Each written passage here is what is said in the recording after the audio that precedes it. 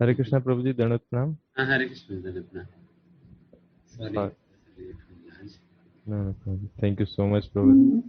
तो once again प्रभु जी, बहुत बहुत स्वागत आपका एंड बहुत बहुत आभार कि आप हमें दोबारा समय देने के लिए हर सप्ताह आते हैं और इतना सुंदर ज्ञान देते हैं। तो सभी से निवेदन है, फर्स्ट ऑफ ऑल, कि सभी अपना ऑडियो जो है म्यूट पे रखिएगा एंड वीडियोस को ऑन रखिएगा and please make notes. Please make notes before we start the class.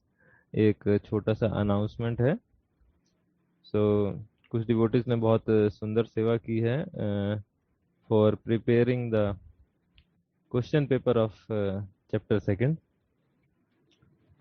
So coming Sunday, it is proposed only, अभी प्रपोज है, coming Sunday we will open a window of 12 hours, 12 घंटे का ऐसा एक window open रखेंगे जिसमें वक्त अपनी सहूलियत से चैप्टर सेकंड का web exam, multiple choice questions जो होते हैं वो अटेम्प्ट कर सकते हैं।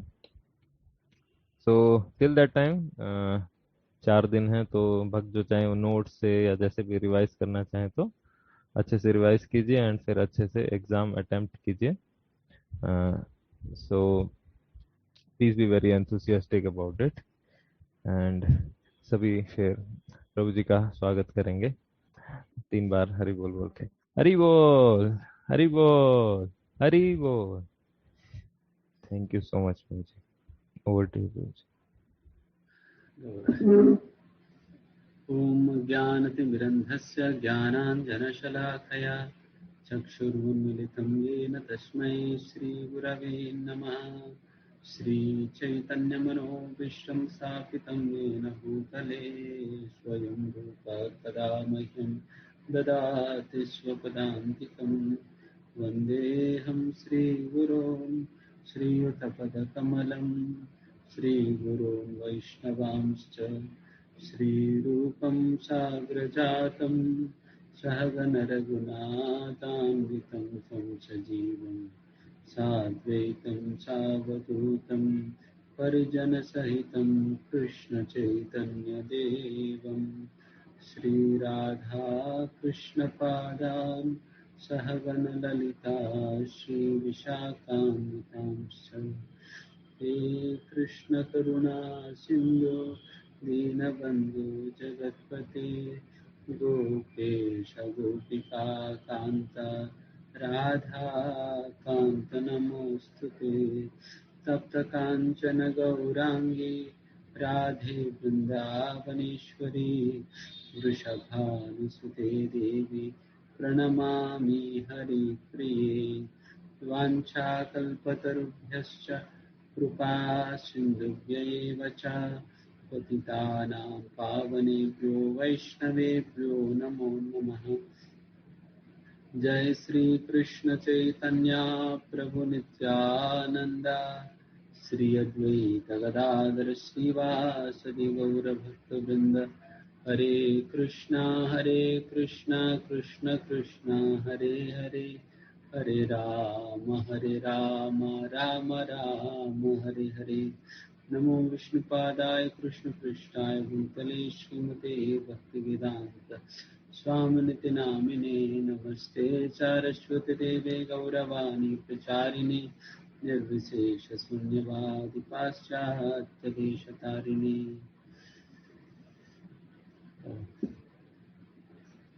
हरे कृष्णा, सभी को स्वागत है। आज हमारे साथ कौन पढ़ेंगे?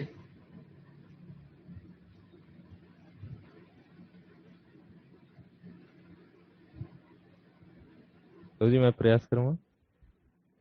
हाँ, यस।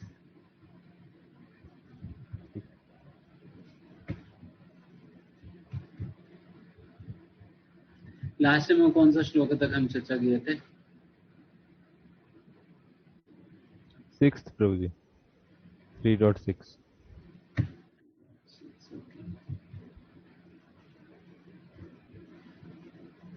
वैसा इस अध्याय में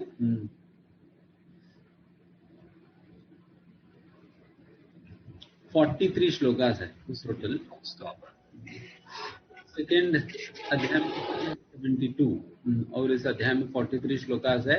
और इस अध्याय की जस्ट मैं फ्लो एक बार में बता देता हूं। सबसे पहला अर्जुन पहला 2 श्लोकों में अपना कंफ्यूजन भगवान के सामने रखते हैं। उनको इस प्रकार की कंफ्यूजन रहा कि ज्ञान योग श्रेष्ठ है या कर्म योग श्रेष्ठ है। इन दोनों के बीच में वो व्यत्यास समझ नहीं पा रहे हैं, या व्यत्यास ये क्या डिफरेंस है समझ नहीं पा रहे, और कौन सा बेहतर है उनके लिए, क्या उनके लिए रिकमेंडेड, ये समझ नहीं पा रहे। तो इसलिए यहाँ पर अर्जुन इस प्रकार के प्रश्न पूछते हैं। तो ज्ञान योग कर्म योग के विषय में गहरा में जाकर उनको चीजें समझ में नहीं आई। एंड ये भी एक कंफ्यूजन है, क्योंकि जैसे साधारण लोगों को इस प्रकार से लगता है भक्ति मतलब सारा कुछ काम धंधा वंदा सारा कुछ छोड़कर बैठ जाना, केवल भावना की बात है, कुछ और करने की जरूरत नहीं है करके। तो उसी प्रकार से अर्जुन को भी लग रहा था भक्ति मतलब एक कोई निष्क्रियता है करके। तो इसलिए उस प्रकार की अंडरस्टैंडिंग पे जो अर्जुन थे उनको भगवान ने कहा युद्ध करो। फिर अर्जुन सोचने लगे अच्छा मुझे निष्क्रिय भी बनने के लिए कह रहे हैं और फिर कार्य भी करने के लिए कह रहे हैं, फिर दोनों बिल्कुल कॉन्ट्रडिक्टरी हो गया। फिर दोनों के बीच में मुझे क्या क्या चुनना चाहिए। तो इस प्रकार से भगवान के सामने इस प्रकार से अपना कंफ्यूजन अर्जुन ने रखा।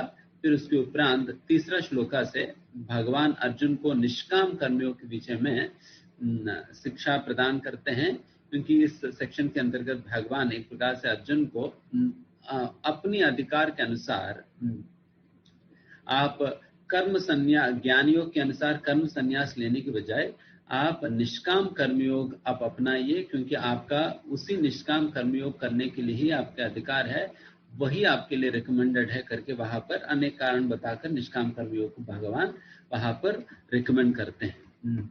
देन फिर अर्जुन ये भी कह सकते हैं कि भगवान में तो फिर निष्काम कर्मयोग करने का भी योग्य नहीं हो करके। देन फिर भगवान उनको कर्म कांड से लेकर कर्म योग तक पहुंचने की अलग अलग सीढ़ियों के विषय में वहां पर योगा लैडर के विषय में वहां पर वर्णन करते हैं 10वां श्लोका से लेकर 16वां श्लोका तक। फिर उसके उपरांत कर्मयोग तक भगवान अनेक सीढ़ियों के विषय में वर्णन करने के उपरांत 17वां श्लोका से 35वां श्लोका तक वापस भगवान निष्काम कर्मयोग के विषय में चर्चा करेंगे, और निष्काम कर्मयोग भी क्यों उनको सूचित कर रहे हैं तो उसका एक और कारण भगवान वहां पर बताएंगे। देखिए आप निष्काम कर्मयोग ही क्यों करें, अगर आप अपने आप को सबसे पहले भगवान निष्काम कर्मयोग के विषय में बताया, फिर इसके बाद अगर आप निष्काम कर्मयोग करने के लिए अयोग्य मानते हो अपने आप को, देन फिर भी आपको कर्मकांड से निष्काम कर्मयोग तक पहुंचने का रास्ता बताया।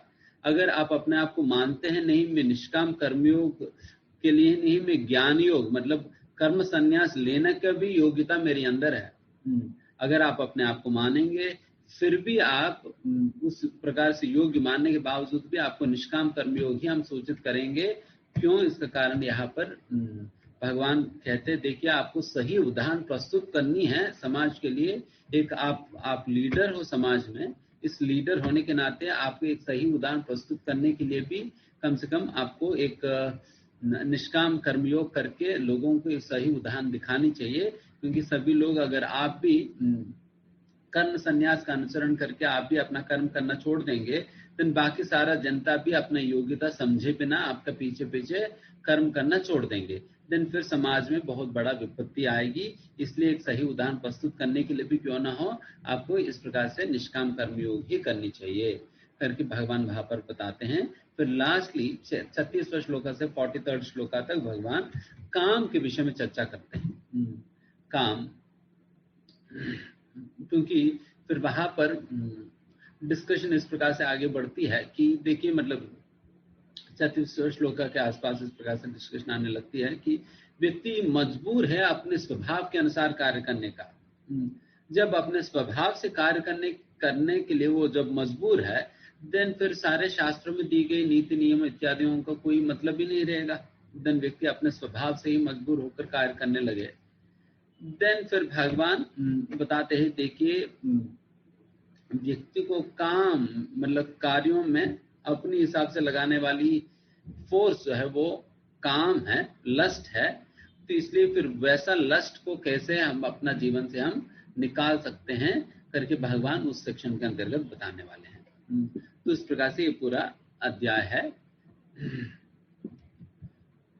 तो पहले अर्जुन अपना कंफ्यूजन बताएंगे, फिर उसके बाद भगवान निष्काम कर्मियों के विषय में 3रा श्लोक से 9वां श्लोक तक बताएंगे, फिर 10वां श्लोक से कर्मकांड से कर्मयोग का योगा लैडर बताएंगे 16वां श्लोक तक, 17वां से 35वां श्लोक तक वापस निष्काम कर्मयोग सही उदाहरण प्रस्तुत करने के लिए करो करके इस प्रकार को उपदेश देते हैं।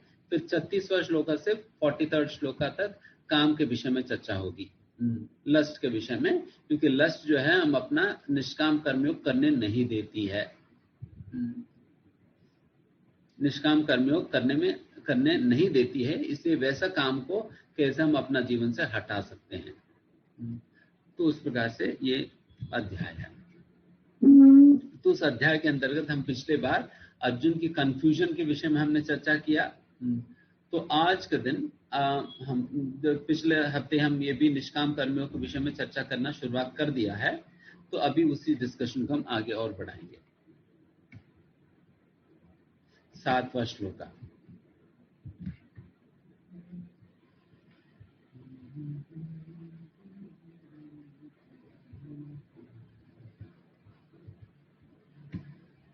यस्व इंद्रियाणि मनसा नियम्यारम्भते अर्जुन कर्मेन्द्रियैः कर्मयोगम् असक्तः स विशिष्यते। दूसरी ओर यदि कोई निष्ठावान व्यक्ति अपने मन के द्वारा कर्म इंद्रियों को वश में करने का प्रयत्न करता है और बिना किसी आसक्ति के कर्म योग कृष्ण भावनामृत में प्रारंभ करता है तो वह अति उत्कृष्ट है।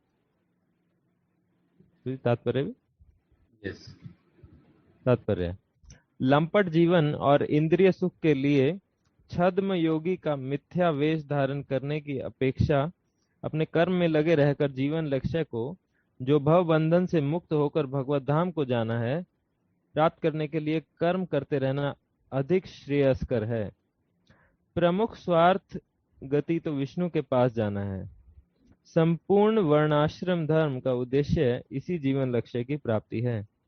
एक गृहस्थ भी कृष्ण भावनामृत में नियमित सेवा करके इस लक्ष्य तक पहुंच सकता है। आत्म साक्षात्कार के लिए मनुष्य शास्त्रानुमोदित संयमित जीवन बिता सकता है और अनासक्त भाव से अपना कार्य करता रहता है। इस प्रकार वह प्रगति कर सकता है। जो निष्ठावान व्यक्ति इस विधि का पालन करता है वह उस पाखंडी धूर्त से कहीं श्रेष्ठ है जो अबोध जनता को ठगने के लिए दिखावटी आध्यात्मिकता का जामा धारण करता है। जीविका के लिए ध्यान करने वाले प्रवंचक ध्यानी की अपेक्षा सड़क पर झाड़ू लगाने वाला निष्ठावान व्यक्ति कहीं अच्छा है।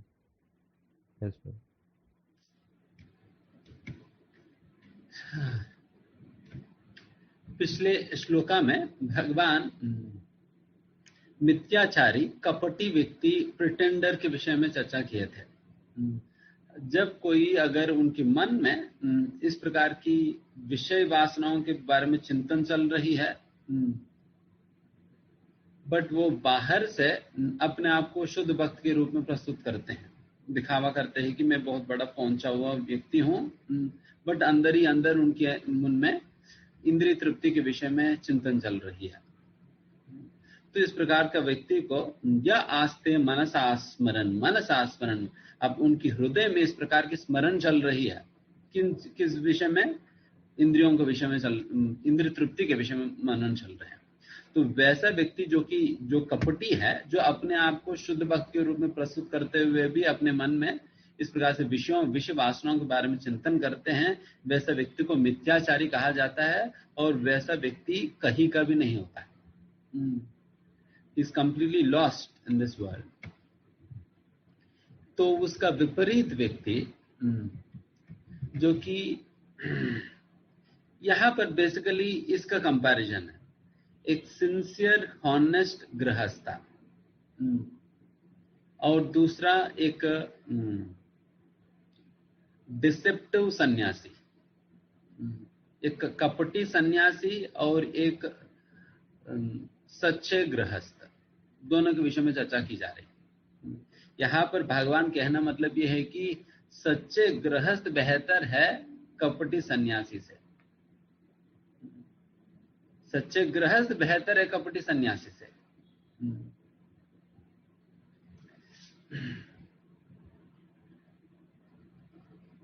इसलिए प्रभुपाद जी आखिर में जैसा लिखते हैं, sincere sweeper in the street is far better than Charlton meditator. अगर हम जो सच्चाई के साथ अगर झाड़ू मारने वाला व्यक्ति भी बन जाए, क्या दिक्कत है? अगर किसी को धोखा देकर हम कमाई नहीं कर रहे हैं, सच्चाई के साथ हम झाड़ू मारकर ही थोड़ा बहुत जो कमा रहे हैं उसी में खा रहे हैं, देन उस प्रकार की झाड़ू वाला बनना बेहतर है rather than सभी लोगों को धोखा देकर हम संपत्ति कमा के उसका भोग करने से। बट आज के समाज में बिल्कुल उल्टा ही होता है। जैसे आज के समाज में हम अपने स्वयं के अनुभव से भी हमने देखा है कि जब किसी ने किसी और की धोखा दी है, आज की समाज इस प्रकार से देखती है कि जिसने धोखा दिया उन्हें बहुत बुद्धिमान व्यक्ति के रूप में मानती है। अच्छा, ये तो इतना बुद्धिमान है, इनको धोखा दे दिया। और जिन्होंने धोखा खाया उन्हें मूर्ख की तरह देखती है। अच्छा, ये इतना मूर्ख है कि उनकी इसमें फंस गई है। rather than having sympathy, उनकी प्रति सिंपैथी होने के बजाय उनको मूर्ख की तरह देखेगी, एंड जो जिन्होंने धोखा दिया उनको बुद्धिमान की तरह देखेगी। तो ये आज के समाज की हाल है। बट भगवान अपनी ओपिनियन बता रहे भगवान कि देखिए उस प्रकार से खास करके भक्ति के अंतर्गत इस प्रकार की धोखाबाजी नहीं करनी चाहिए, बिल्कुल भी धोखाबाजी बिल्कुल भी नहीं करनी चाहिए। जैसा हम हमेशा कहते हैं, धोखा हम केवल अपने आप को ही दे सकते हैं, बाकी और किसी और को नहीं। जब भी आप किसी और पे छूना लगाने का प्रयास करोगे, छूना अपने पे लगेगी, पता भी नहीं चलेगा अपने ऊपर कैसे गिरेगी, बट अपने पे ही लगने वाली है। ये बिल्कुल ठीक उसी प्रकार की है। अगर आकाश पे आप थूकने का प्रयास करोगे तो फिर क्या होगा? आकाश पे थूकने का प्रयास करो तो वही थूक आपके ऊपर गिरेगी। आकाश को कुछ नहीं होने वाली है। उसी प्रकार से जब हम किसी को धोखा देने का प्रयास करें, धोखा खाएंगे तो हम ही हैं।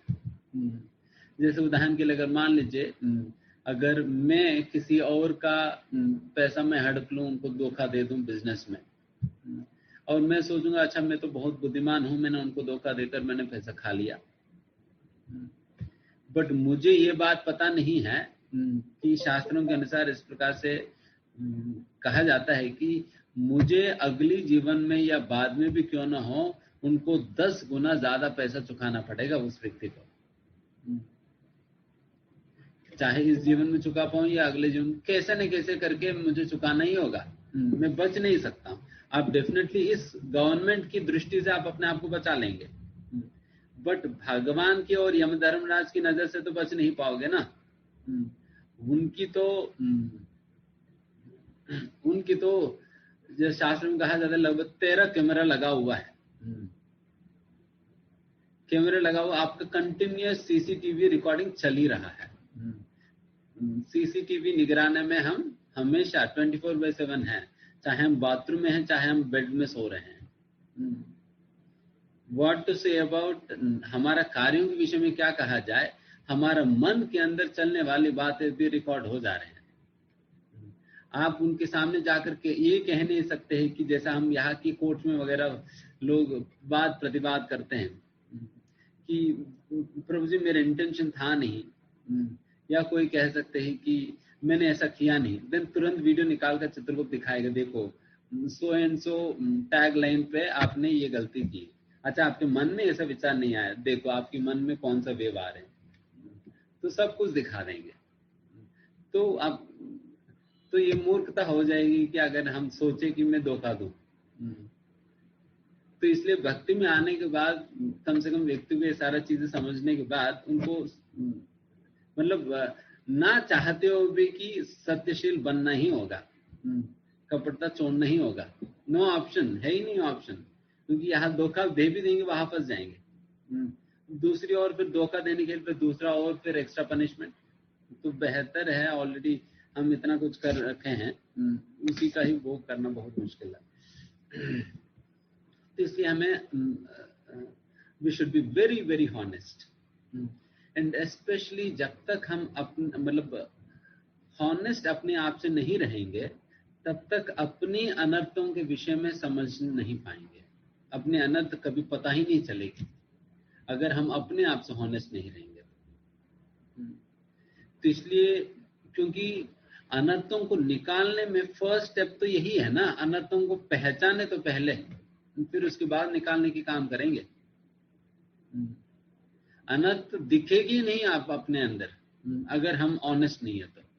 इसलिए जैसा जैसा हम हॉनेस्ट बनेंगे वैसे वैसे हमें अपनी अनर्थ समझ में आने लगेगी, और तभी फिर अनर्थों की धुलाई शुरुआत होगी, तब तक नहीं होने वाली है। तो इसलिए बहुत महत्वपूर्ण बात है हम बहुत हॉनेस्ट रहे अपने आप से। कुछ गलती है अगर कोई आकर हमसे कहे प्रभु जी आपके द्वारा ये गलती हुआ है, देन एक न्यूट्रल वे में, हॉनेस्ट वे में आप सोचिए, अगर आपने गलती की है तो स्वीकार लीजिए। तो इस प्रकार से होनी चाहिए। एंड यहाँ पर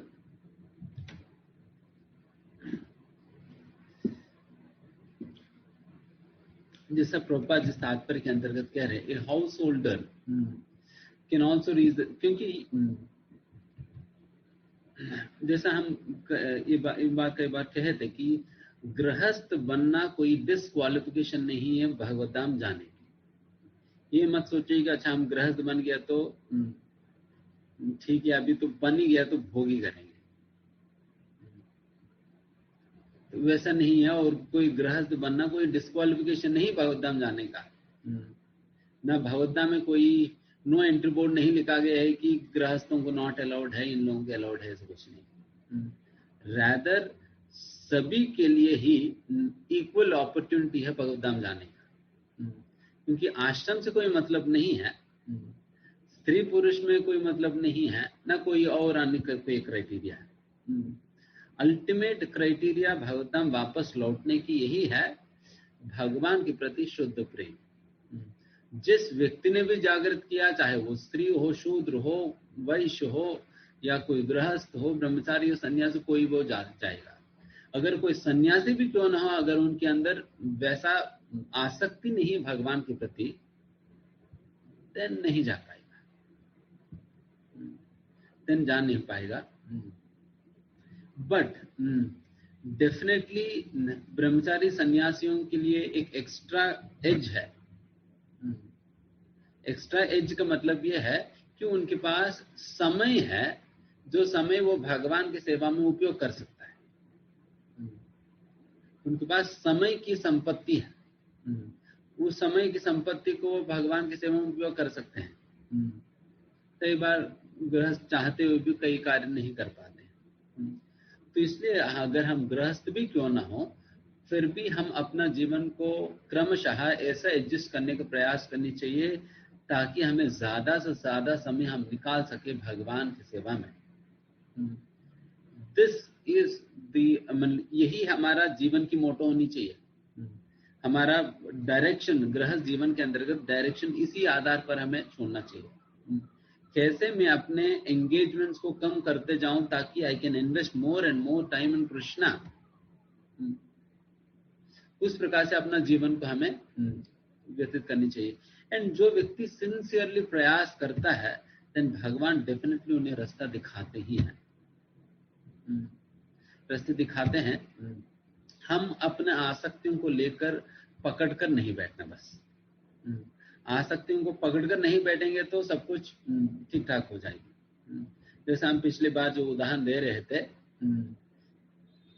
कि किस प्रकार से एक कहीं पर किसी घर को आग लग गई एंड फायर फाइटर्स को बुलाया गया था उस घर के अंदर लोगों को बचाने के लिए, एंड फायर फाइटर्स एक एक व्यक्ति को निकाल रहे थे। जब मुझे बचाने आए फायर फाइटर, देन मैंने कहा देखिए 2 मिनट रुक जाए, मेरा पेटी अंदर रहेगी तो मैं लेकर आ जाता हूँ। देन फायर फाइटर बेचारे वो कह रहे कि अरे 2 मिनट रुकने के समय ही नहीं तो 2 मिनट में हम दोनों ही जल जाएंगे, निकलो पहले। बाहर जाएंगे तो कई पेटी मिल जाएंगे। आप कहेंगे नहीं मेरा जो है ना, फिर वो गोल्ड चेन पड़ा है उसके अंदर। भैया गोल्ड चेन तो बाद में खरीद लोगे, निकलो पहले। बट हम अपना आसक्तियों को लेकर बैठ जाते हैं। नहीं मेरा परिवार है, नहीं मेरा संपत्ति है, नहीं मेरा जॉब है।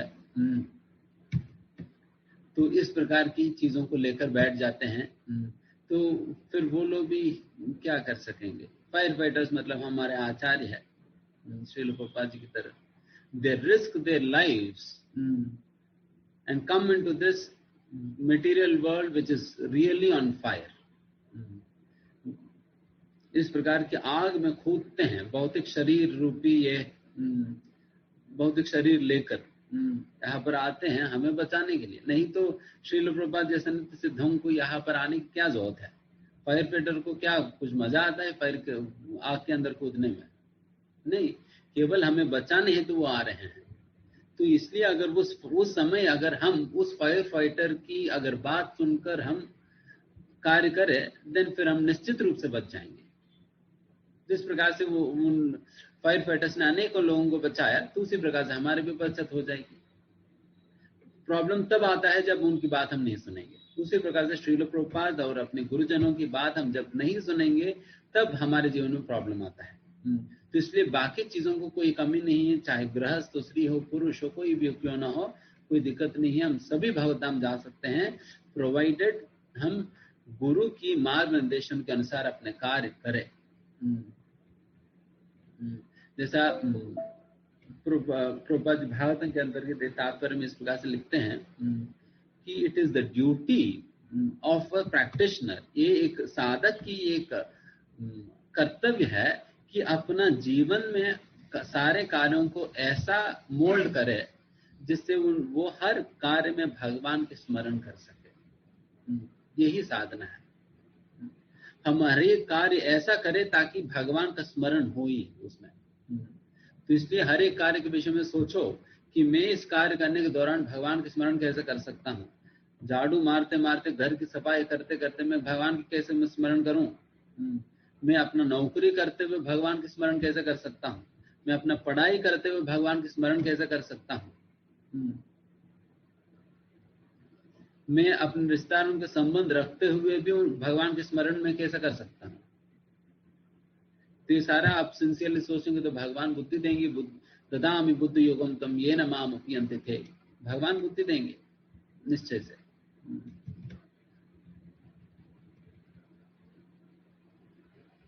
फिर आगे बढ़ेंगे 8वां।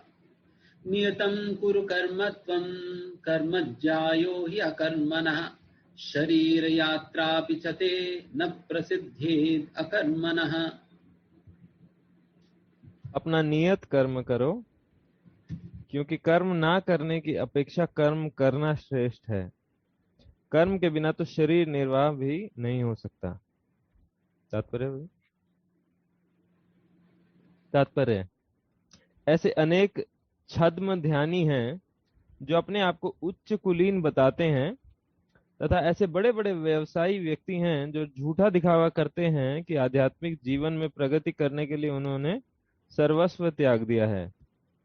श्री कृष्ण यह नहीं चाहते थे कि अर्जुन मिथ्याचारी बने, अपितु वे चाहते थे कि अर्जुन क्षत्रियों के लिए निर्दिष्ट धर्म का पालन करे। अर्जुन गृहस्थ था और एक सेना नायक था, अतः उसके लिए श्रेयस्कर था कि वह उसी रूप में गृहस्थ क्षत्रिय के लिए निर्दिष्ट धार्मिक कर्तव्यों का पालन करे। ऐसे कार्यों से संसारी मनुष्य का हृदय क्रमशः विमल हो जाता है और वह भौतिक कल्मश से मुक्त हो जाता है। देह निर्वाह के लिए किए गए तथाकथित त्याग संन्यास का अनुमोदन ना तो भगवान करते हैं और ना कोई धर्मशास्त्र ही। आखिर देह निर्वाह के लिए कुछ ना कुछ करना होता है।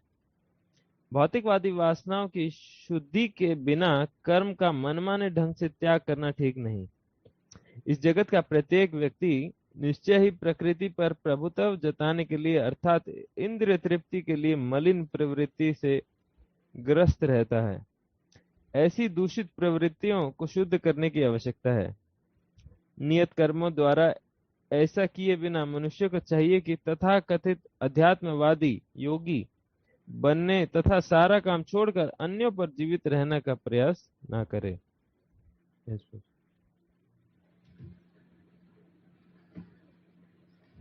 यहाँ पर इस तात्पर्य के अंतर्गत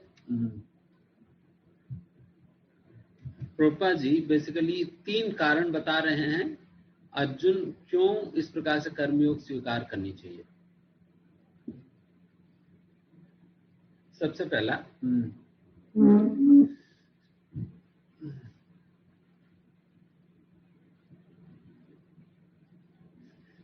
हम योग्य नहीं हैं, योग्य नहीं हैं क्योंकि हमें कोई भी कार्य अपनी योग्यता के हिसाब से हमें छोड़ना चाहिए, योग्यता के हिसाब से हमें छोड़ना चाहिए। जिस प्रकार से यहाँ तक भी आश्रम भी हम जिस आश्रम के लिए जो आश्रम हमारा भक्ति के लिए अनुकूल है उस प्रकार के आश्रम हम चुनते हैं। जैसे मैंने कहा कोई अच्छा बुरा नहीं है, बट हमारे लिए हमारे स्वभाव के अनुकूल जो है फिर उसको हम चुनते हैं। जैसे उदाहरण के लिए एक मगरमच्छी, वो पानी के अंदर बहुत शक्तिशाली है।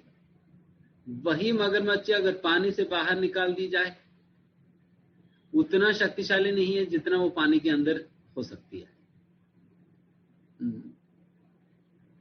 इसलिए गजेंद्र मोक्षम की वृत्तांत में गजेंद्र इतना शक्तिशाली है कि वो बहुत आसानी से मगरमच्छ को हरा सकते थे अगर इन दोनों के बीच में युद्ध अगर जमीन पे हो तो।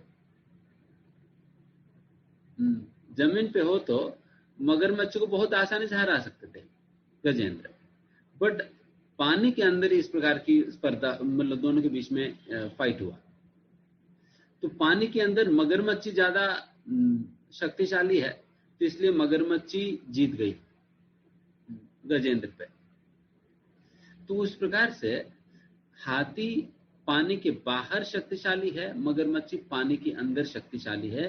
हाथी पानी के अंदर कम शक्तिशाली है और मगरमच्छी जमीन पर कम शक्तिशाली है। उसी प्रकार से एक व्यक्ति ब्रह्मचारी आश्रम में शक्तिशाली हो सकते हैं, बट उनके लिए गृहस्थ आश्रम बहुत वीक हो जाएगा। बट वही एक व्यक्ति गृहस्थ आश्रम में बहुत स्ट्रांग होंगे और वो ब्रह्मचारी आश्रम में बहुत वीक होंगे। इसलिए व्यक्ति को अपनी स्वभाव और भक्ति के लिए जो अनुकूल आश्रम है उस प्रकार से हम चुनते हैं।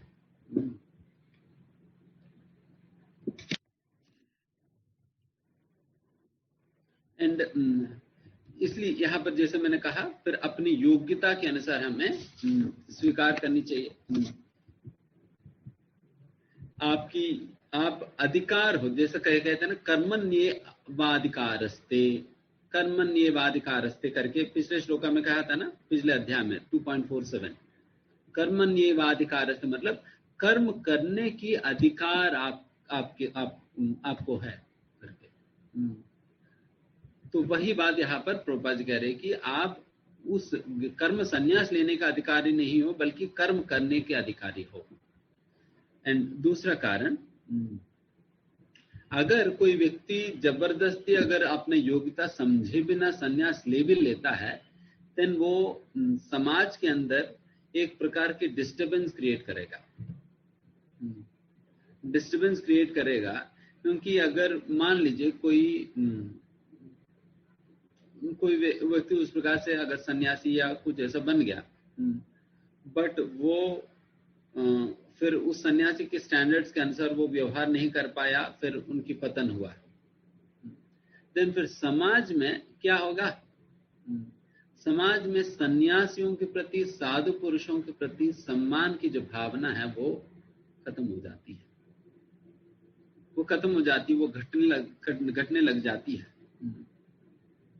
क्योंकि बट समाज ने ऐसे ही करते हैं कि अगर ये एक व्यक्ति भी इस प्रकार से फिसल गए, देन बाकी सभी लोगों पे एक जनरलाइज कर देंगे, अच्छा सभी ही सन्यासी से ऐसा होंगे, सभी ब्रह्मचारी से ऐसा होंगे, उस प्रकार से जनरलाइज कर देते हैं। तो इसलिए वही व्यक्ति जो है इस प्रकार से अपनी योग्यता को समझते हुए इस प्रकार के आश्रम इत्यादि चीजें सीख अपनानी चाहिए, नहीं तो डिस्टर्बेंस क्रिएट होगा। एंड फिर one will not be able to maintain one's own body. अगर व्यक्ति कर्म करना ही पूरा छोड़ देगा, देन फिर अपना शरीर का देखभाल भी कैसे हो पाएगी? अपना शरीर को भी अगर ठीक ठाक रखना है, देन फिर हमें काम करना ही पड़ेगा, तभी तो पैसा मिलेगा, पैसा मिलेगा तो अपना शरीर को ठीक ठाक रख पाएंगे। तो अभी इस सारे डिस्कशन में एक बहुत महत्वपूर्ण बात हमें समझना चाहिए कि प्रभु जी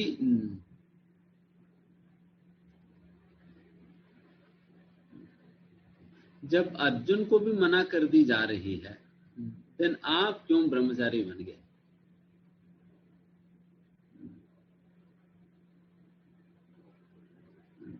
ये तो प्रश्न है ना। देन इस्कॉन में देन फिर इस प्रकार से लोगों को क्यों ब्रह्मचारी बना दिया जा रहे हैं और फिर कोई सन्यासी बन जा रहे हैं? क्या है ये सारा?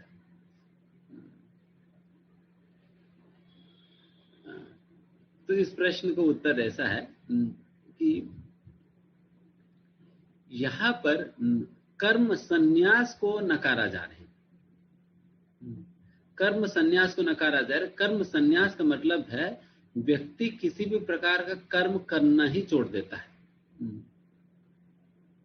बट जिस प्रकार की संन्यास, ब्रह्मचर्य इत्यादि हम इस्कॉन के अंतर्गत स्वीकार करते हैं, वो कर्म संन्यास नहीं है, क्योंकि यहां पर हम कर्म करना छोड़ते नहीं है। कर्म करना छोड़ते नहीं है, जैसा आप सभी लोग जानते हैं कि still we are active in the society, rather even more active than what we were previously. पहले जितना एक्टिव नहीं थे उससे ज्यादा भी एक्टिव है समाज के अंतर्गत सभी लोग, क्योंकि वैष्णव इसमें संन्यास का मतलब यही है कि समाज से कटना नहीं। समाज से कटना ये वैष्णव सन्यासी का मतलब नहीं है, बल्कि वैष्णवता में जो संकुचित मानसिकता को विकसित कर देती है, ब्रॉडन करती है। जैसा कि पहले हम केवल अपने परिवार के अंतर्गत 2-3 लोगों को ही अपना परिवार मानते थे। अभी जब व्यक्ति कोई इस प्रकार के संन्यास स्वीकारते हैं तो अभी ऐसा नहीं कि उनका परिवार नहीं रहा, बल्कि उनका परिवार की संख्या बढ़ गई। अभी केवल 2-3 लोगों का परिवार नहीं है, अभी वसुदेव कुटुंबकम हो गया। सारा संसार मेरे परिवार है। वो परिवार से कटे नहीं है। ऐसा नहीं कि हमारे माता पिता नहीं है या भाई बहन नहीं है, बल्कि सारा संसार भर के हैं। अभी पहले 1 ही 2 लोगों को हम पहचानते थे, ये हमारा परिवार कह करके, बट अभी सारा संसार को ही अपना परिवार के रूप में पहचानते हैं। एंड अब पहले तो हम केवल वही 2-3 लोगों का सेवा में ही अटक जाते थे, अभी पूरा संसार की सेवा करने में हमें मौका है।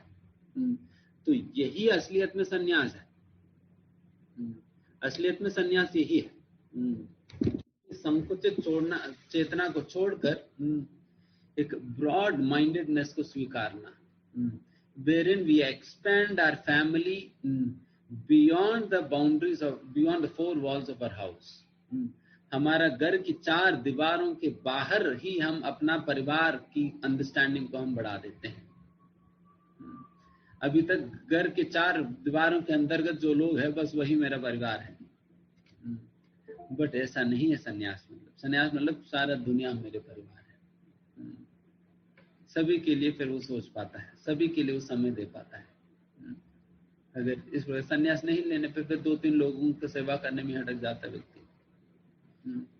तो ये असलियत में संन्यास है, ये असलियत में संन्यास है।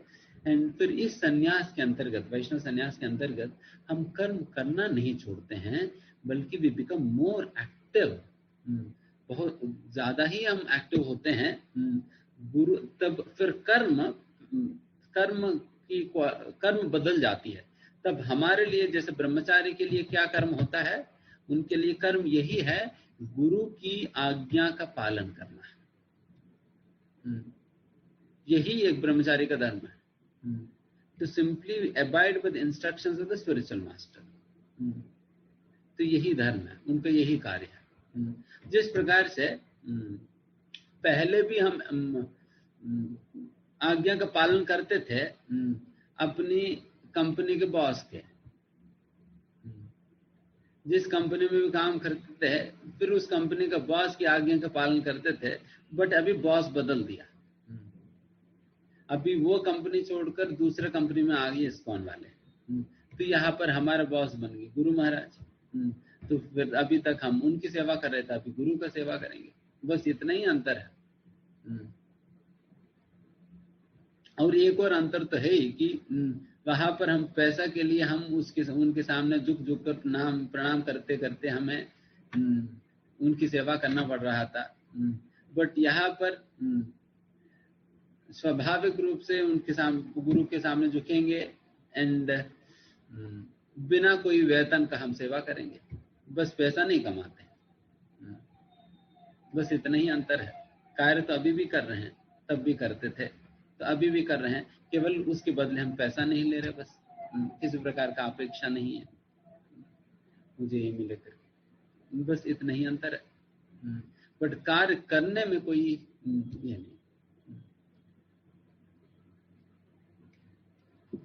तो इसलिए ये जो वैष्णव संन्यास और ये कर्म संन्यास बहुत ही अंतर है दोनों में।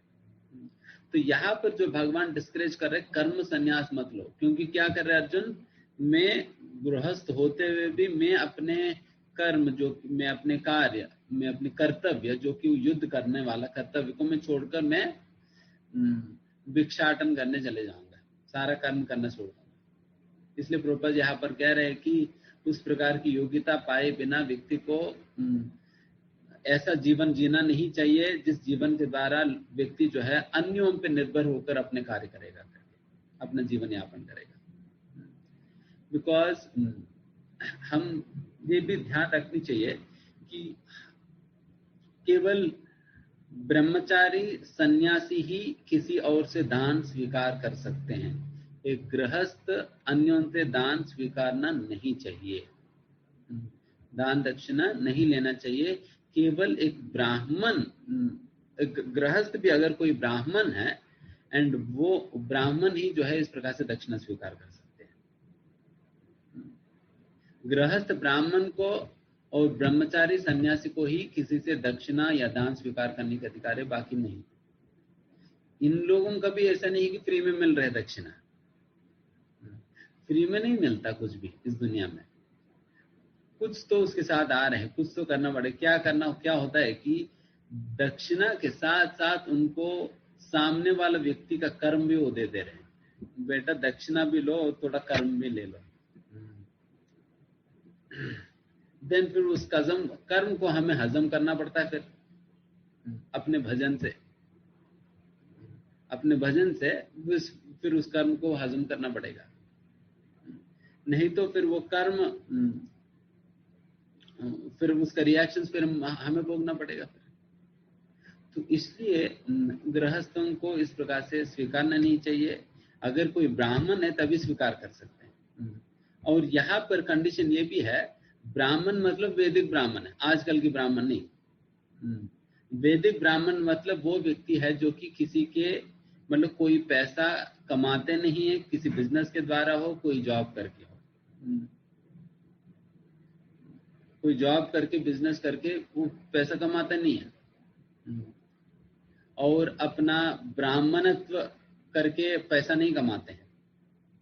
बल्कि जो कुछ भी भगवान की कृपा से भिक्षा के माध्यम से जो मिलता है वो लेते हैं, बस मांगते नहीं है। भिक्षा भी मतलब दक्षिणा भी नहीं मांगते हैं कि देखिए मतलब इस प्रकार की यज्ञ करने के लिए 5100 रुपये लगेगा, या ये पूजा करने के लिए 2100 रुपये चढ़ाना होगा, तो वैसा वाला नहीं, वैसा वाला नहीं है। तो ये ब्राह्मण की नहीं है। तो रहते ये वैदिक ब्राह्मण जो जिनका कोई कमान नहीं है, तो फिर वो व्यक्ति इस प्रकार से दक्षिणा ले सकते। इसलिए प्रभुपाद यहाँ पर मना कर रहे हैं, क्योंकि इस प्रकार के जीवन जीने फिर वो खतरनाक बन जाएगी, क्योंकि कर्म भी हमें लेना होता है साथ साथ। इसलिए भी एक सन्यासी ब्रह्मचारी भी बहुत सतर्क, बहुत जिनको ये सिद्धांत अच्छा से पता है, वो सतर्क रहेगा किसी से कुछ भी लेने में, किसी से कुछ भी लेने में बहुत सतर्क रहेगा, क्योंकि उनको पता है कि उसका नीचे से क्या मिल रहे हैं। ऊपर ऊपर तो दिखता है कि पैसा है करके, बट नीचे से काफी कुछ मिल रहे हैं। भैया इतना कुछ झेल नहीं पाएंगे, अपने पास है, अपने पास रखो। और इसलिए हम इस मतलब अपना मतलब इसमें इस्कॉन के अंतर्गत एक जेन्युइन ब्रह्मचारी या सन्यासी इस प्रकार से करते हैं कि वो जब भी किसी प्रकार का दक्षिणा, धन राशि या कुछ भी उन्हें गिफ्ट या कुछ भी मिलता है, वो गुरु की चरणों पे रख देते हैं। जिस प्रकार से गुरुकुल में ऑल्दो गुरुकुल के बच्चे सभी लोग भिक्षाटन करके जो कुछ भी लाते हो क्या करते हैं, गुरु को दे देते हैं, क्योंकि ये भिक्षा जो मिली है वो गुरु की संपत्ति है, ना कि मेरी। ये गुरु की संपत्ति, इसलिए मुझे गुरु को दे देनी चाहिए। अगर उस पैसा से मैं कुछ भी खर्च करूं अपने से, देन फिर वो चोरी का माल है, चोरी कहा जाएगा, क्योंकि उस दक्षिणा पे मेरा अधिकार नहीं है, वो गुरु का है। इसलिए गुरु को दे देनी चाहिए। गुरु को देने के बाद गुरु अगर बच्चे को अगर कहे कि ठीक है बेटा आ जाओ, प्रसाद की समय हो गया, खाना खाओ, तभी उस गुरुकुल के बच्चे को खाने का अधिकार है। अगर गुरु बाय मिस्टेक अगर भूल गया बुलाना, देन फिर उस दिन भूखे रहना होगा। ये संप्रदाय है। उसी प्रकार से दक्षिणा के संदर्भ में भी जो कुछ भी एक ब्रह्मचारी सन्यासी को मिलता है, तो फिर वो गुरु को दे देते हैं। गुरु को देने का मतलब हमारे पास गुरु कौन है, फिर गुरु महाराज के हाथ नहीं बैठेंगे। फिर रादर प्रभुपाद जी ने एक नियम बनाया कि इस कौन के अकाउंट में चले जाती है। इसलिए अगर किसी को भी इस प्रकार से अगर गृहस्थ, हम मान लीजिए आप गृहस्थ हो, आप कोई घर पे गए हैं कोई हाउस प्रोग्राम करने, फिर वो घर वाले कोई दक्षिणा देंगे, देन फिर ले सकते हैं, बट लेकर हमें मंदिर में इस्कॉन के अकाउंट में जमा करनी है। नहीं तो फिर चाहे वो ब्रह्मचारी हो, गृहस्थ हो, कोई भी क्यों ना हो, फिर वो चोरी ही है। बिकॉज यही तरीका है गुरु को समर्पण करने का। फिर एक प्रभुपाद जी ने इसलिए ये नियम रखा है, whatever donation comes that should route through the accounts. ये अकाउंट के नियम है, ठीक है। वैसा था। एंड फिर यहाँ पर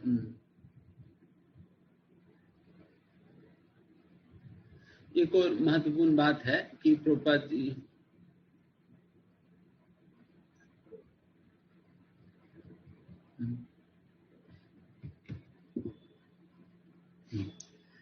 जैसा आखिर में जो लिख रहे हैं, महत्वपूर्ण बात लिख रहे हैं कि हर एक व्यक्ति के अंतर्गत इस भौतिक दुनिया में ये देखा जाता है कि सभी के अंदर स्वामित्व की भावना है, और इसको ही अन्य वचनों में इंद्रिय तृप्ति भी कहा जाता है। और जब तक इस प्रकार की भावनाओं को हम साफ नहीं करेंगे, तब तक व्यक्ति को कर्म संन्यास नहीं लेना चाहिए, तब तक कर्म संन्यास नहीं लेना चाहिए। क्योंकि क्या होता है ना, अगर मान लीजिए कि मेरे अंदर इस प्रकार की भावनाएं हैं, स्वामित्व की भावना और बहुत ज्यादा इंद्रिय तृप्ति की भावना है, देन फिर मैं क्या करूंगा, मैं अपने से जुड़े सभी लोगों को मैं अपनी सेवा करने में लगा लूंगा। मैं कहूंगा कि प्रभु जी मुझे ये खाने की इच्छा है, तो आप घर पे बनाकर रखो, मैं आज शाम को आकर खाकर जाऊंगा। या नहीं तो कहेंगे प्रभु जी मुझे ना इसकी जरूरत है, थोड़ा सा मेरा मोबाइल जो है स्क्रीन थोड़ा खराब हो गया, मैं सोच रहा हूँ नया मोबाइल ही ले। तो फिर आप लोग इंतजाम कर लेना नया मोबाइल की। मैं इस बार सोच रहा हूँ कि वो आईफोन वाला ही ले। अभी तक एंड्रॉयड में यूज कर रहा था, अभी बहुत बोर लग रहा है, तो आईफोन लेंगे अभी। तो इस प्रकार से वो अपने शिष्यों को, अपने जितने भी लोगों को प्रचार कर रहे, जोड़ रहे अपने से, फिर सभी को अपने सेवा में लगाएगा। ऐसा नहीं होनी चाहिए, बल्कि ये क्योंकि ये किस लिए हो रही है, बिकॉज स्वामित्व की भावना है अंदर। इसलिए हमें खास करके प्रचारकों को इस भावना से मुक्त होना है, इस भावना से मुक्त होना चाहिए। हमेशा यही समझना चाहिए कि हम अपने आप को एक सेवक के रूप में ही माने और सेवक के रूप में ही प्रस्तुत करें, उसी प्रकार से जिए, उसी प्रकार से जिए। जो चीजें आप तक पहुंचनी है, उन चीजों को भगवान पहुंचाएंगे ही। हमें कुछ और इंतजाम करने की जरूरत नहीं। Whatever you deserve, Krishna is going to provide you. जो कुछ भी हमें चाहिए। 9th श्लोका। यज्ञाता कर्मणो अन्यत्र लोकोऽयं कर्म बंधनः तदत्तं कर्म कौन्तेय मुक्तः संगः समाचर। श्री विष्णु के लिए यज्ञ रूप में कर्म करना चाहिए, अन्यथा कर्म के द्वारा इस भौतिक जगत में बंधन उत्पन्न होता है।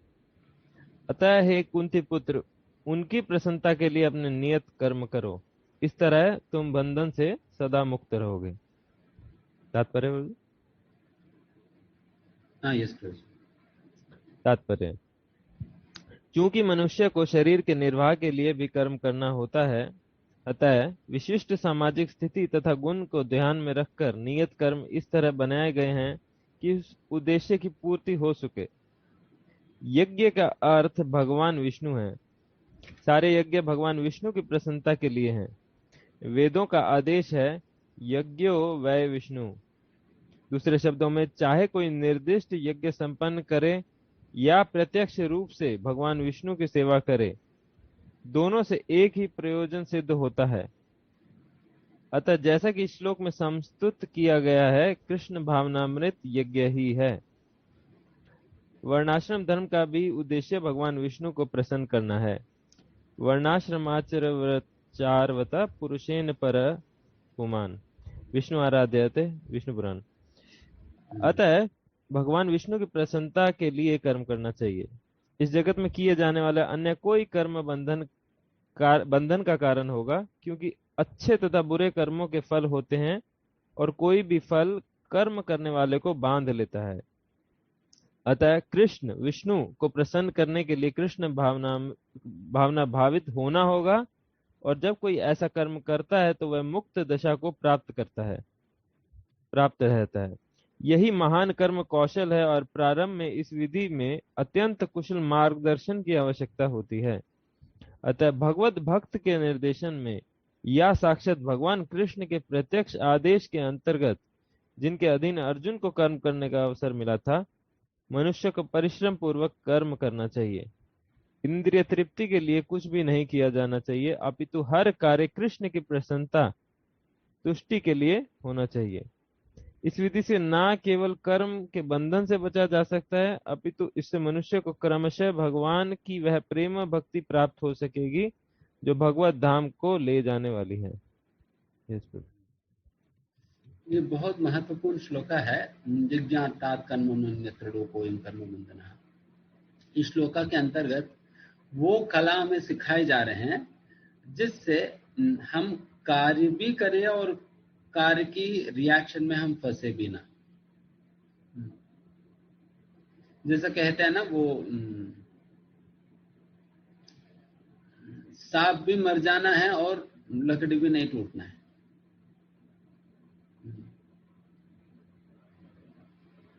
तो वैसा मारना पड़ेगा सांप को ताकि सांप मर भी जाए और आपके लकड़ी भी ना टूटे,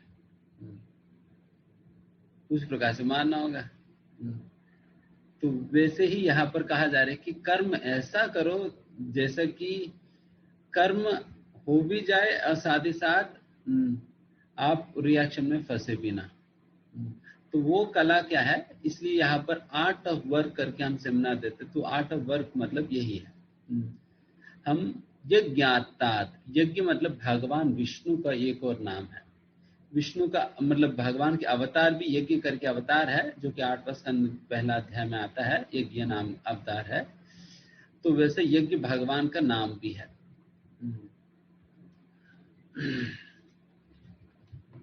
और वैसा यज्ञ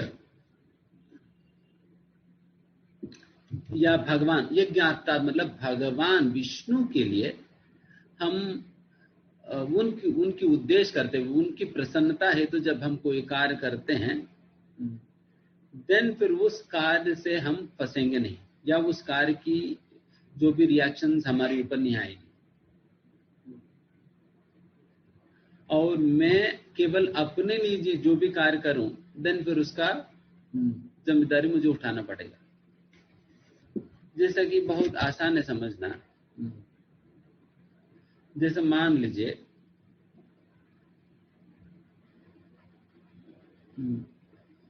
आप मेरे लिए कोई कार्य कर रहे हैं।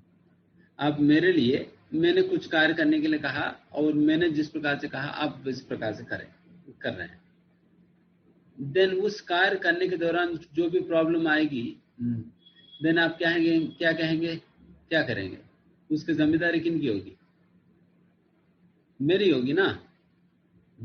मैंने जैसा कहा आपने उस प्रकार से किया, बट उस प्रकार से करने में किसी प्रकार की प्रॉब्लम आएगी, देन फिर मेरी जिम्मेदारी होगी। आप कहेंगे प्रभु जी आपने इस प्रकार से कहा, मैंने उसी प्रकार से किया, बट ये प्रॉब्लम आया, देख लीजिएगा।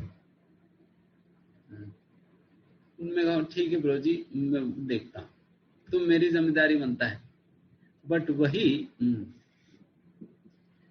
आप अपने मन से अपने ढंग से आपने कार्य कर लिया और समस्या आने पर मेरे पास आया, देन मैं क्या कहूंगा? जब कार्य करने की बात आता है तुम अपने मन से कर लोगे, देन समस्या आएगी तो मेरे पास आओगे, है या नहीं? तब मैं जिम्मेदारी क्यों लूंगा?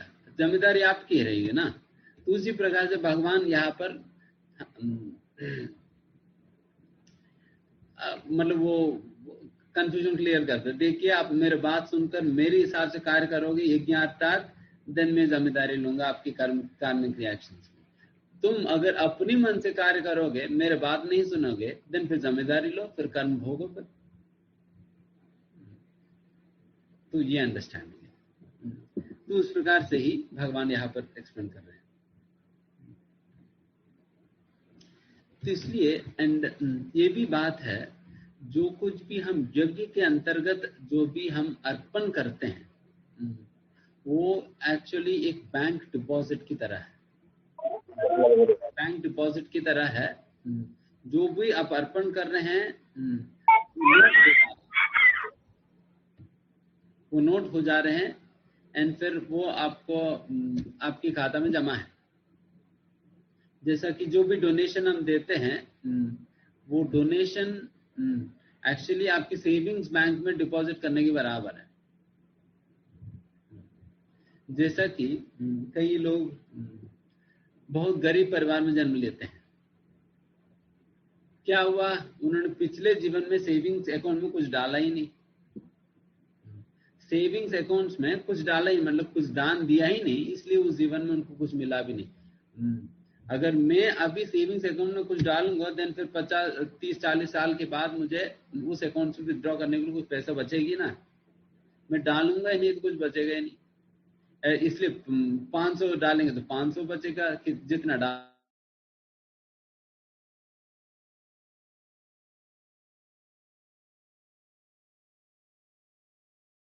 उतना ही आपको अगले जीवन में भी मिलने वाली है। तो ये इंटर लाइफ ट्रांसफर बैंक है।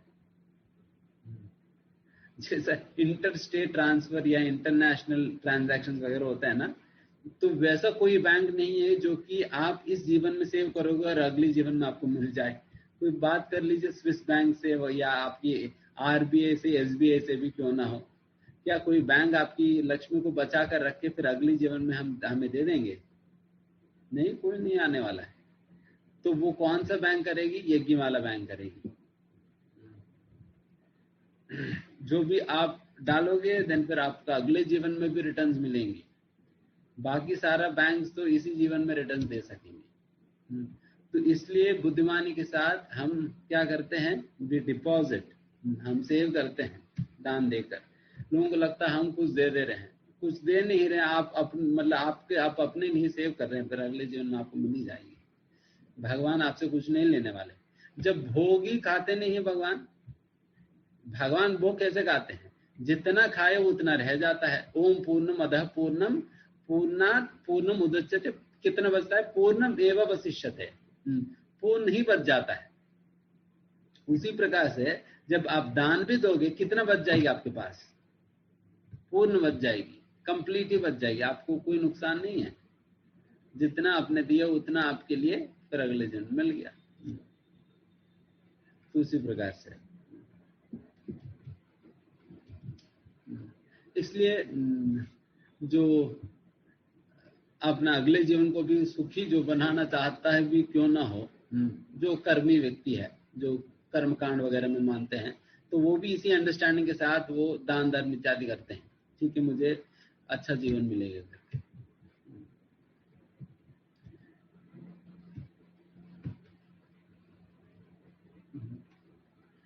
यहाँ पर एक और बात है।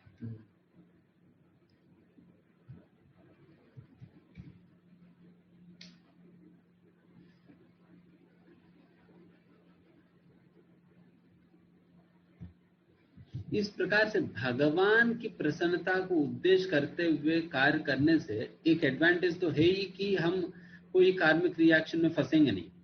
प्रभुपाद जी एक और बात कहते हैं, एक और एडवांटेज ये है, आपकी आध्यात्मिक प्रगति भी चालू रहेगा।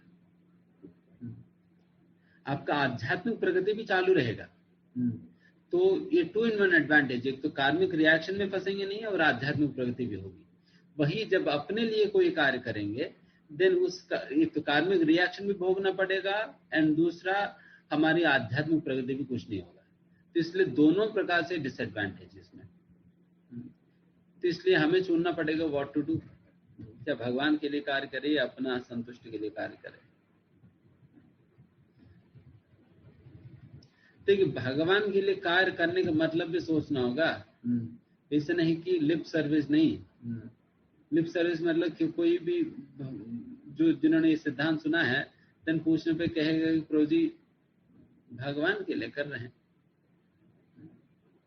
कहने से नहीं होने वाली है, करना पड़ेगा भगवान के लिए। तो सोचिए कि भगवान के लिए करने का मतलब what it actually means to work for Krishna. Just as हम एक कर्मी व्यक्ति से पूछने पे कहता है ना, मैं अपना परिवार के लिए काम कर रहा हूं। What does he mean by saying that I am working for my family? तो उसी प्रकार से आप रिलेट करके सोचिए, what does it actually mean by working for Krishna? भगवान के लिए मैं काम कर रहा हूं मतलब क्या होता है, तो फिर आप सोचिए। परिवार के साथ जिस प्रकार के आदान प्रदान कर रहे हैं उसी प्रकार का आदान प्रदान भगवान के साथ होनी चाहिए। जिस प्रकार की इन्वेस्टमेंट इत्यादि आप परिवार में कर रहे हैं उसी प्रकार की कंसर्न इन्वेस्टमेंट सब कुछ भगवान को होनी चाहिए। तब जाकर कहा जाता है मैं भगवान के लिए कार्य कर रहा हूं।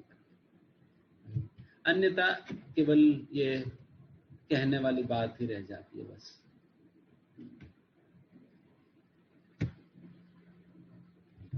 तो ये श्लोक भगवान अभी किस लिए कह रहे हैं, क्योंकि अर्जुन पहला अपना आर्ग्यूमेंट में ये भी तो कहा था ना अर्जुन ने कि भगवान मैं इस प्रकार से युद्ध करूंगा तो फिर मुझे पाप लग जाएगी, मुझे नरक में जाना होगा। भगवान कह रहे हैं कि अर्जुन इस प्रकार से अगर आप युद्ध मेरे लिए करोगे, मेरी प्रसन्नता के लिए करोगे, यज्ञ अर्थात मेरे लिए करोगे, देन आपके ऊपर कोई रिएक्शन नहीं आने वाली है। तो आप इस बात की चिंता करने की जरूरत नहीं है। फिर कि यहाँ पर भगवान उन्हें समझाते हैं।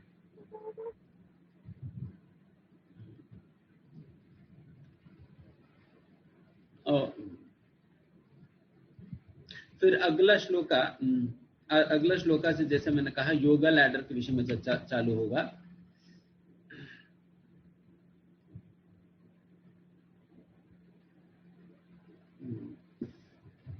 भगवान अभी तक ये बात कहे कि अर्जुन आपकी योग्यता है निष्काम कर्मयोग करने के लिए, बट अगर अर्जुन के मन में अगर इस प्रकार की प्रश्न आया कि भगवान आप वैसे तो कह तो रहे कि निष्काम कर्मयोग करने के लिए, निष्काम कर्मयोग तो वही व्यक्ति कर सकता है जो कि जिनके अंदर इस प्रकार से भोग की इच्छा नहीं है, काम वासना नहीं है, बट मेरे अंदर तो काम वासनाएं हैं, देन मैं कैसे निष्काम कर्मयोग कर पाऊंगा? मुझे रिजल्ट चाहिए। अगर आपको इस प्रकार से लगता है रिजल्ट चाहिए करके, देन आपके लिए नेक्स्ट सेक्शन है। तो क्या है, फिर वहां पर कर्म कांड से शुरू करते हैं। ठीक है, आपको रिजल्ट चाहिए तो देन कर्म कांड से शुरू करोगे। कर्म कांड से शुरू करते करते धीमे धीमे आप निष्काम कर्मयोग तक कैसे पहुंचना है, उसका ग्रेजुअल एलिवेशन भगवान बताएंगे अभी। क्योंकि भगवान देखिए, भगवान कैसे न कैसे करके हमें यज्ञ में लगाना चाह रहे। अर्जुन चाहे कोई भी आर्गुमेंट दे, अल्टीमेटली भगवान चाहे घुमाकर हो, सीधा हो, कुछ भी करके भगवान इसी पॉइंट पे ला रहे हैं, यज्ञ करो करके, इसी पॉइंट पे ला रहे हैं। अर्जुन अगर कहे भी मेरी अंदर इच्छाएं मैं कैसे कर सकता हूं, देन भी भगवान समाधान दे रहे, देखिए इस प्रकार से करो। अगर अर्जुन कहेगा नहीं मैं कर्म संन्यास लेने के लिए योग्य हूं, फिर भी भगवान समझाने वाले हैं कि देखिए तुम कम से कम उदाहरण प्रस्तुत करने के लिए भी क्यों ना हो, आपको इस प्रकार से यज्ञ करनी ही चाहिए, युद्ध करनी चाहिए। This is how Krishna is coming, convincing from all different directions. अभी 10वां श्लोक। सह यज्ञ प्रजा सृष्ट्वा पुरोवाचा प्रजापति अनेन प्रसविस्वद्यद्धम् एष वोस्त्वा इष्टकामदुक्। सृष्टि के प्रारंभ में समस्त प्राणियों के स्वामी प्रजापति ने विष्णु के लिए यज्ञ सहित मनुष्यों तथा देवताओं की संततियों को रचा और उनसे कहा, तुम इस यज्ञ से सुखी रहो, क्योंकि इसके करने से तुम्हें सुखपूर्वक रहने तथा मुक्ति प्राप्त करने के लिए समस्त वांछित वस्तुएं प्राप्त हो सकेंगी। तात्पर्य, ठीक है, तात्पर्य अभी समय कम हो रहा है तो तात्पर्य नहीं पढ़ेंगे। यहाँ पर एक मुख्य बात देखिए, यहाँ पर भगवान सृष्टि बनाने के पीछे अपने उद्देश्य को भगवान यहाँ पर व्यक्त कर रहे हैं। Krishna is revealing the purpose behind the creation. सृष्टि के पीछे उनकी पर्पस बता रहे हैं। भगवान कह रहे हैं कि अनेन प्रसविस्यद्धम् एष वो इष्ट कामदुक्।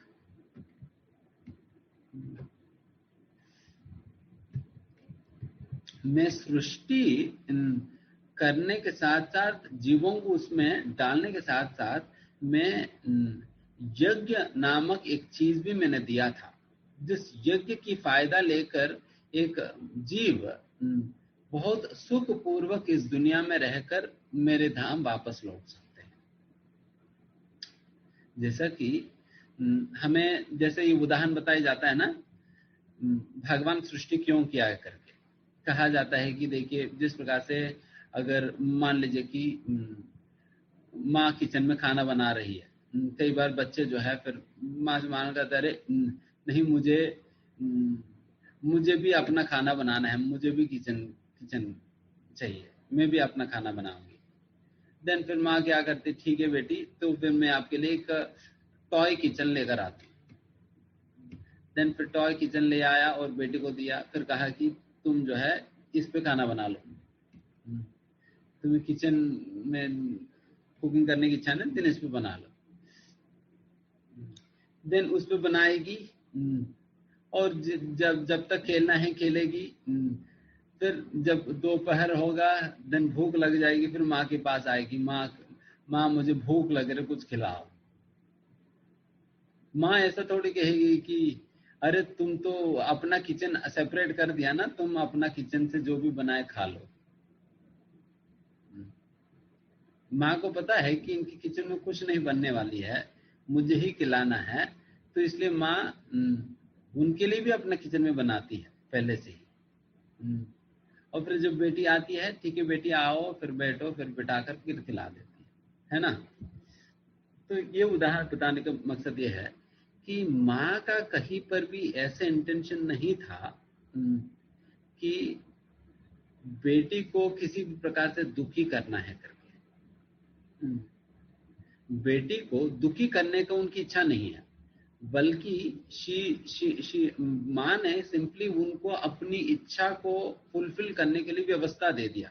नहीं, आप यहाँ पर रहकर अगर उस प्रकार से खाना पकाओगे गैस स्टोव पे, देन आपका हाथ वाथ जल जाएगी।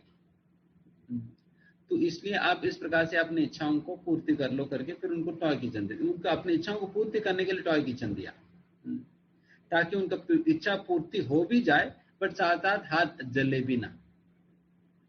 उसी प्रकार से भगवान से भी जब हमने जिद किया कि हमें भोगना है, अलग से आनंद भोगना है, देन भगवान ने भी हमें इस भौतिक सृष्टि में भेजा है। और भौतिक सृष्टि में भेजने का उद्देश्य ये नहीं है कि हमें टॉर्चर करके हमें मजबूर करे भगवतधाम वापस जाने का। इस प्रकार का उद्देश्य नहीं है। हमें टॉर्चर करने का उद्देश्य नहीं, जिस प्रकार से माँ का कोई उद्देश्य नहीं कि टॉय किचन देने में उनको टॉर्चर करेगा। उसी प्रकार से भगवान कोई उद्देश्य नहीं है कि हमें इस भौतिक दुनिया में रख के करुणा देकर, ये देकर, वो देकर मैं जीवन को टॉर्चर करूं करके नहीं। जैसे यहाँ पर भगवान ने कहा प्रसविद्यध्वम, मैं लोगों को सुखी पूर्वक यहाँ पर रहना और फिर रहकर वापस आने की सारा व्यवस्था मैंने बना रखा है। I made all the preparation necessary for one to live happily here and come back home. फिर ये वो प्रिपरेशन क्या है, भगवान ने क्या किया? भगवान हमारे साथ साथ यज्ञ को भी भेजे थे। अगर यज्ञ की फायदा लेकर हम यज्ञ में रहकर हम यहाँ रहेंगे, देन फिर यहाँ पर भी सुखी रह सकते हैं, वापस भी लौट सकते हैं आसानी से। बट सारा चीजों को बिगाड़ने की जिम्मेदारी अपनी है। We are the ones who manipulated the situations and worsened our life. अपना जीवन को इस प्रकार की स्थिति में घसीट कर लाने की जिम्मेदारी अपनी है, अपनी है। क्योंकि जो सुखी बनकर रखने की जो व्यवस्था भगवान ने दिया यज्ञ, उसकी उपयोग ना करके हम कुछ और तरीके से अपने आप को यहाँ पर रखने का प्रयास किया, जिसकी वजह से हमारा सिचुएशन बिगड़ गई है, ना आज के समय पे पहुंच गई। हर एक दिन कोई ना कोई समस्या को झेलना ही पड़ रहा है। तो इसलिए अभी भी लेट नहीं है, अभी भी क्यों ना हो, अगर हम भगवान के द्वारा की गई इस व्यवस्था की हम फायदा उठा ले, यज्ञ की फायदा उठाएं, देन वापस हम सुखपूर्वक यहाँ पर भी रहेंगे और वापस चले भी जाएंगे।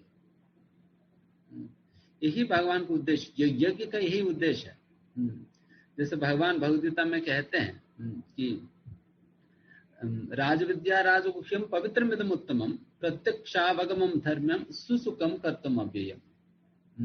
ये जो यज्ञ भगवत गीता के अंतर्गत हमें करने के लिए रिकमेंड किया जा रहा है, इस यज्ञ के पालन करने के द्वारा आप सुख पूर्वक आप पालन भी कर सकते हो और वापस भी जा सकते हो।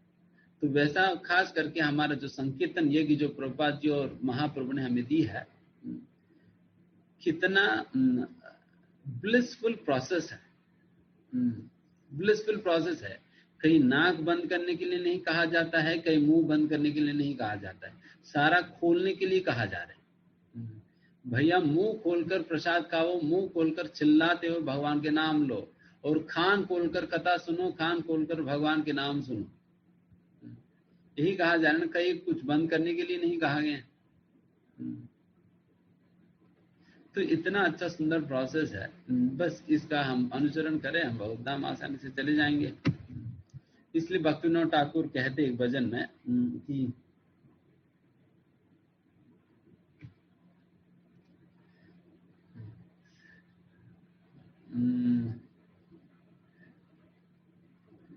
कृष्ण बोलो संगे चलो,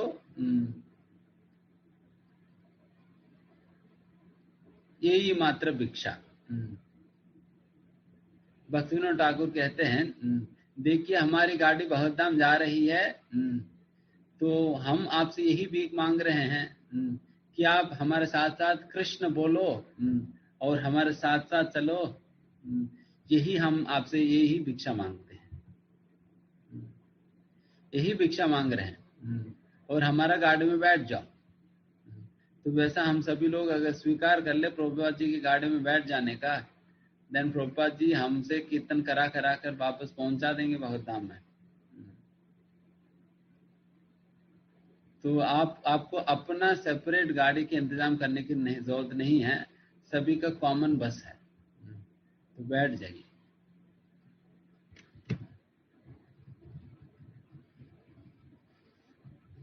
तो इस प्रकार से यहाँ से ये शुरुआत हुआ है।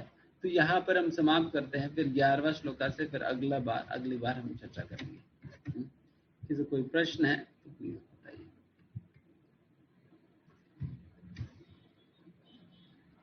हरे कृष्ण प्रभु, मेरा एक प्रश्न है।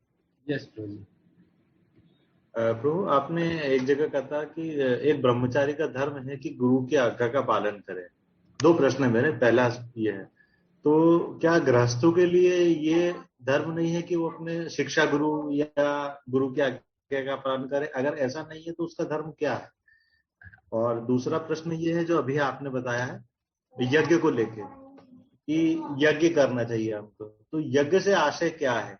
क्योंकि आपने हमें बताया था एक दफे कि अब तो इतने शुद्ध ब्राह्मण भी नहीं रहे जो यज्ञ कर सके, तो यहाँ यज्ञ से आशय क्या कहा जा रहा है? थोड़ा सा इसका विस्तार करें, बस ये दो।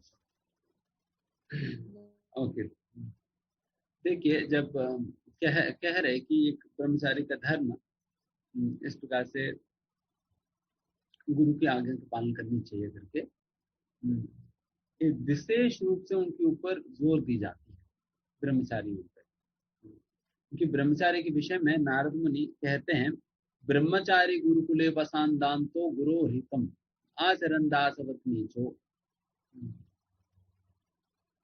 आचरण दासवत नीचो, एक ब्रह्मचारी कैसे रहना चाहिए? गुरु की दास के रूप में रहते हुए नीचो मतलब बहुत मीनियल सर्विस भी करनी चाहिए। मीनियल सर्विस मतलब जो कुछ भी, जिन सेवाओं को भी लोग भौतिक दृष्टि से कम मानते हैं, जैसा कि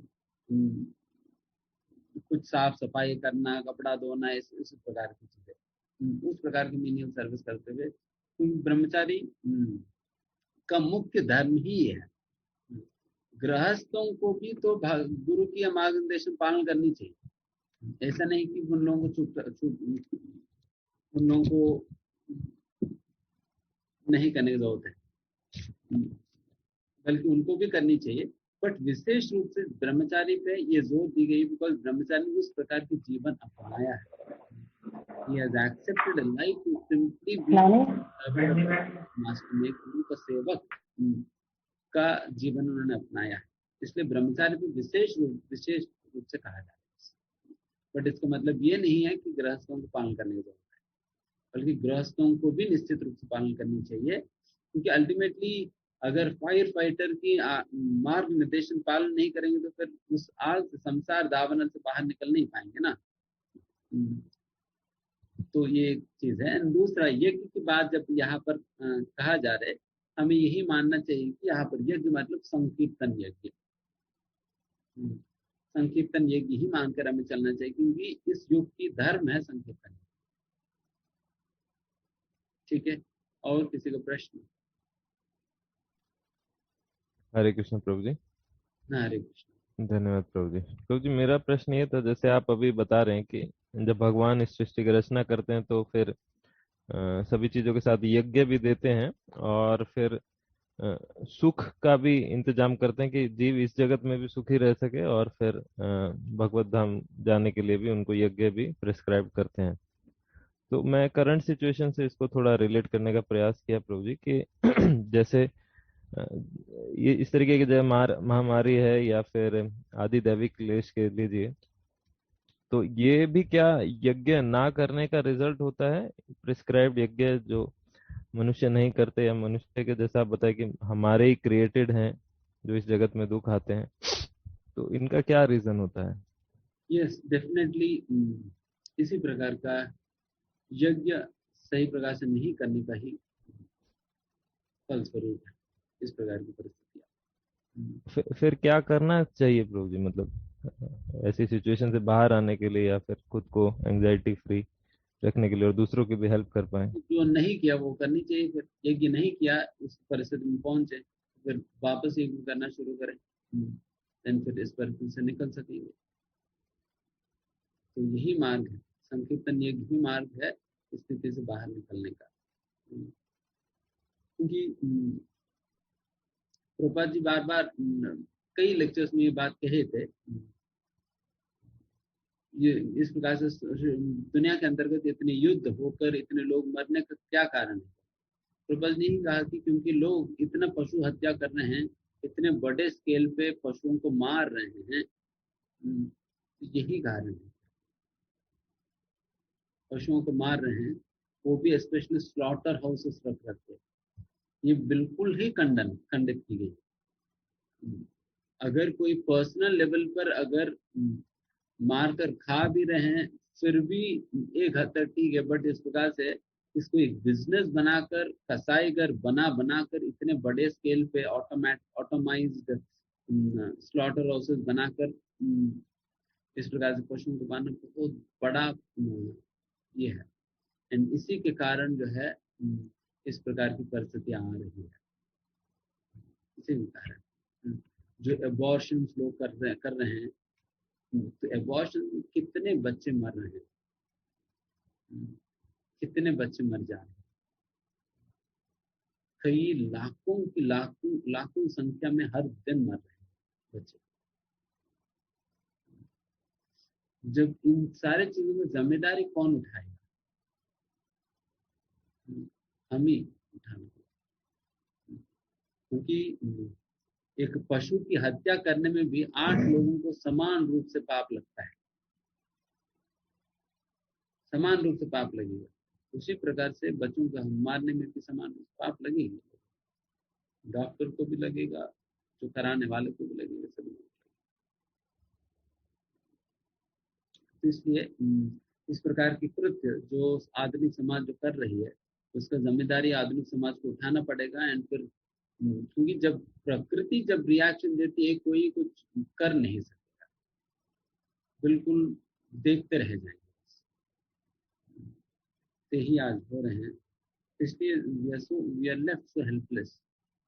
तो यही मार्ग है कि फिर हम संकीर्तन यज्ञ स्वीकारे, फिर उसको और गंभीरता पूर्वक करे और प्रचार भी करे, ताकि अन्य लोगों को हम लगा सके। क्योंकि जब आग लग गया, फिर कभी कभी भक्तों को भी लग ही जा रहे हैं ना। आग लग गया, फिर तो भक्तों को भी लग ही जा रहे हैं। तो इसलिए हम चारों ओर आग को भी हमें शांत करना ही पड़ेगा, संकीर्तन कराकर, खुद भी करके फिर कराकर। हरे कृष्णा प्रभु जी। हाँ, हरे कृष्ण माता जी, बोलिए। प्रभु जी ये महामारी हो रहा है, तो अगर वो यज्ञ न करने के कारण हो रहा है, तो प्रभु जी वो शुद्ध भक्तों को क्यों होता है? वो तो जो भक्त नहीं है उनको होना चाहिए।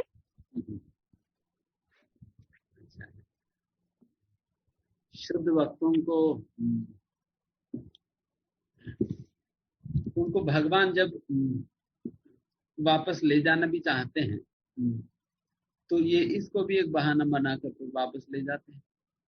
कोई ना कोई मार्ग चाहिए, चाहे नेचुरल डेथ हो चाहे इस प्रकार की डेथ हो, एक ही बात है।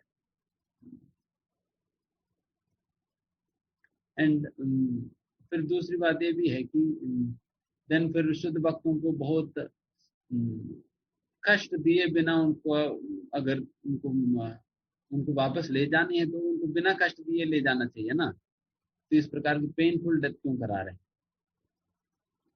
इसका कारण यही है कि पेन तो हमें दिखता है, उनको नहीं लगता है। हमें दिखता है कि पेन है, बट उनको नहीं लगता है पेन। इसका मतलब ये है कि शुद्ध भक्त जब इस प्रकार की पेनफुल डेथ भी जब लेंगे, तब उनकी वो हमें एक ऐसा उदाहरण प्रस्तुत करेंगे, how to deal with such painful situation. कैसे हम भगवान की स्मृति में हम रहना चाहिए, उस प्रकार की स्थिति में भी इस प्रकार की शिक्षा देते हुए वो जाते हैं। मतलब एक शुद्ध भक्त की जीवन आखिर शास्त्र शिक्षा मतलब शिक्षा देती ही है। तो अपना शरीर छोड़ना भी कैसा है वो भी शिक्षा देते हुए जा रहे हैं। जैसे पंकजांगिरी प्रभु का आपने देखा ही है, किस प्रकार से वो इतना पेनफुल सिचुएशन था, फिर भी कीर्तन हो रहे तो फिर ब्लिसफुल स्टेट में है, आनंद ले रहे थे कीर्तन में। तो ये तो दूसरी ओर फिर ये भी एक कारण होता है कि जब इस प्रकार की लोगों को हम इस प्रकार की परिस्थितियों में भी जब कीर्तन की स्वाद लेते हुए जब देखेंगे, देन हमारा विश्वास कितना गुना बढ़ जाती है। कि कई बार पुस्तकों को बार बार पढ़ने से भी जो विश्वास नहीं बनता है, ऐसा शुद्ध भक्तों की जीवन देखते ही हमें पता चलता है कि कितना फैक्चुअल है। कि जब कोई व्यक्ति इस प्रकार से संकीर्तन के रस में जो रम जाता है, देन उनको चाहे किसी भी प्रकार की परिस्थितियों में आप डाल भी दो, फिर भी वो व्यक्ति उस रस में रमते हुए ही रहता है। तो उस प्रकार की सही कई सारा शिक्षाएं हमें प्राप्त होती हैं इस प्रकार के जीवन से, तभी भगवान ऐसा होने देते हैं। तो जी कुछ चैट पे क्वेश्चंस हैं। यस, पहले भी किसी ने एक प्रश्न पूछा डायरेक्ट मैसेज में, वो भी मैं पढ़ लेता। हाँ प्रभु जी, मेरा एक डाउट है, कलयुग में अपने जीवन यापन करने के लिए कोई बिजनेस कर रहा है, कोई एडमिनिस्ट्रेटिव सर्विस में है, मीन सब लोग चारों वर्णों में से किसी न किसी वर्ण के अंतरंग वर्क कर रहे हैं, पर व्यवहारिक जीवन में हम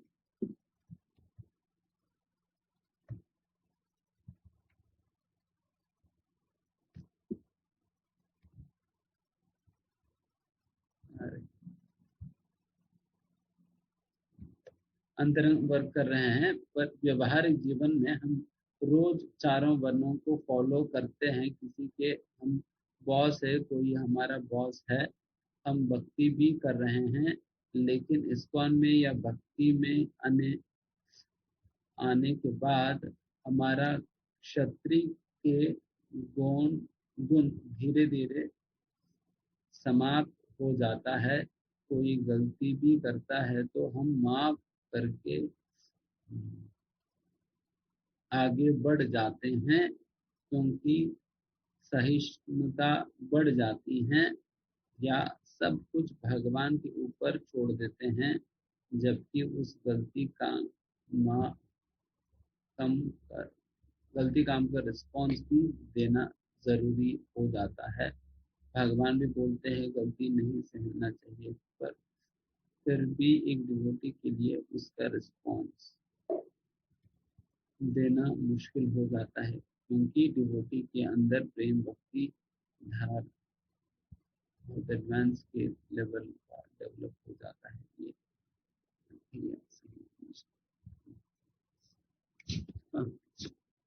देखिए,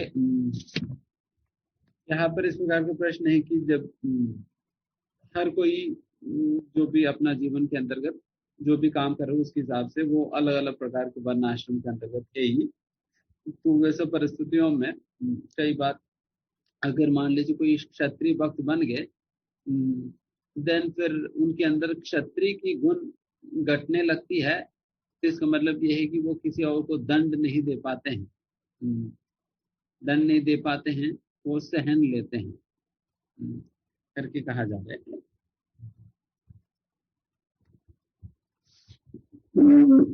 वही तो भगवान भगवत गीता के अंतर्गत यही तो समझाया अर्जुन को।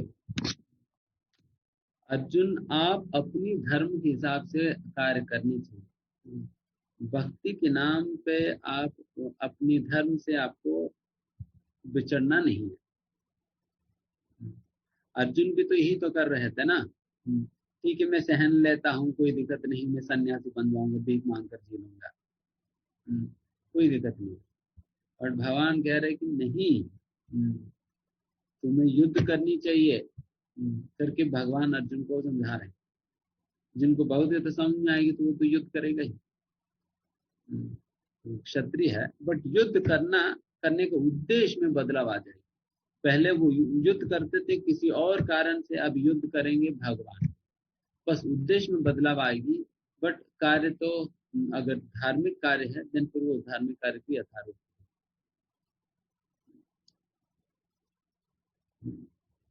क्योंकि ऐसा नहीं कि क्षत्रिय के अंतर्गत क्षमा की भावना नहीं होता है। क्षत्रिय भक्त के अंतर्गत भी क्षमा की भावना होता है। उसी क्षमा की भावना होने से ही वो दंड भी देता है, क्योंकि एक क्षत्रिय को पता है अगर मैं इनकी गलती पे मैं दंड नहीं दूंगा देन इनको आगे जाकर उस कार्य के लिए ज्यादा दंड मिल जाएगी, इसलिए उनको उस दंड से बचाने के लिए मैं छोटा दंड दे दूंगा। जैसे उदाहरण के लिए, जैसे मैंने कहा ना, अगर कोई इस जीवन में किसी को धोखा देकर कुछ पैसा उन्होंने हड़प लिया है, अगर वो यहाँ की गवर्नमेंट से अगर वो बच भी जाए, पर भगवान की गवर्नमेंट तो फंसेगा ही, देन फिर वहां पर 10 गुना चुकाना पड़ेगा। तो इसलिए राजा क्या सोचते हैं कि अच्छा, मैं इनकी दंड को कम करने के लिए इसी जीवन में उनको जितना लक्ष्मी उन्होंने चुराया उतना लक्ष्मी में वापस करा देता, नहीं तो फिर अगले जीवन में उनको 10 गुना पैसा वापस लौटाना पड़ेगा। अभी देखो, 10 गुना वापस पैसा लौटाने के लिए पहले आपके पास 10 गुना पैसा आना होगा। 10 गुना पैसा आना है तो उतना पुण्य भी कमाना पड़ेगा। उतना पुण्य कमाने के लिए फिर उतना जीवन भी बिताओ, जैसा धृतराष्ट्र की केस में हुआ। तो फिर ये सारा प्रोसेस चालू हो जाता है, देन व्यक्ति फंसे रह जाते हैं। इसलिए ऐसा चक्कर से बचाने के लिए भगवान राजा जो है कृपा के कारण ही दंड देते। कृपा तो वैसे की वैसे रहता है, कृपा प्रदर्शन करने का विधान बदल जाती है आश्रम के अनुसार। एक ब्राह्मण कृपा करते क्षमा करके, एक क्षत्रिय कृपा करते दंड देकर। ठीक है, अभी बाकी प्रश्न क्या क्या है? Hare Krishna. My question is, you mentioned verse 3.2 gave 3 reasons to accept कर्म योग। वो 3 कारण क्या है कर्म योग को स्वीकार करने के लिए? एक कारण, यू आर नॉट क्वालिफाइड, आप योग्य नहीं हो कर्म संन्यास लेने के लिए, क्योंकि कर्म संन्यास लेने के लिए व्यक्ति को पूर्ण रूप से शुद्ध होना होगा, तभी जाकर व्यक्ति को कर्म संन्यास लेने के लिए अधिकार है। इसलिए यहाँ पर भगवान कह रहे कि योग्यता नहीं है, इसलिए कर्म संन्यास मत लो बल्कि कर्म करो, ये कारण है। एंड दूसरा, अगर आप योग्यता पाए बिना जबरदस्ती कर्म संन्यास ले लोगे देन फिर समाज के अंदर उत्पाद मच जाएगी। जैसा शास्त्र में कहा जाता है, श्रुति स्मृति पुराण आदि पंचरात्र बिना एकांत हरिर भक्ति उत्पात कल्पते। अगर कोई अपने मन से धर्म के आचरण करने का प्रयास करेगा शास्त्रों की बातों को पालन किए बिना, देन वैसा धर्म के पालन करने से उत्पाद मचेगा। तो उस यहाँ पर भी अगर संन्यास व्यक्ति धर्म के अनुसार नहीं ले रहे, अपने मन से ले रहे हैं, देन फिर व्यक्ति मतलब उस प्रकार के संन्यास लेना वो उत्पाद मचाएगी। जैसा मैंने कहा, एक सन्यासी अगर शुद्ध हुए बिना संन्यास ले लिया, देन वो फिसल कर गिर गया, देन फिर क्या हुआ, देन फिर सारा समाज में सन्यासियों के प्रति, साधुओं के प्रति, धर्म के प्रति विश्वास खत्म हो जाती है, उसकी वजह से उत्पात मच गया। तो ये दूसरा कारण है। एंड तीसरा कारण ये कहते हैं कि कर्म अपने आप को शुद्ध करने के लिए भी कर्म करो, क्योंकि इस प्रकार से कर्म योग में अपने आप को लगाने से आपकी इंद्री शुद्ध हो जाती है। वही दूसरी ओर आप सीधा कर्म संन्यास ले लोगे, देन फिर आपकी इंद्रिय शुद्ध नहीं होंगी। इसलिए कर्म योग पहले करो, फिर उसके बाद जब आपकी इंद्रिय पूर्ण रूप से शुद्ध हो जाएंगी, देन फिर आप ज्ञान योग में जा सकते। इसलिए शुद्धिकरण भी जारी रहेगा। ये तीन कारण। ठीक है, थैंक यू। लोग भोग सामग्री संचय कर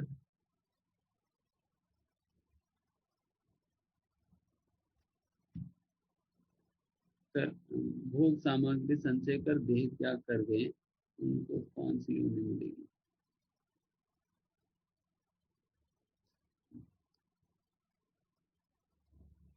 देखिए, योनि कौन सा मिलेगी करके कभी भी निर्धारित करके नहीं कह सकते हैं, क्योंकि कर्म सिद्धांत कर्मस्य तत्वम निहितम गुहायाम, कर्म की तत्व जो है बहुत निगूढ़ है, बहुत जटिल है।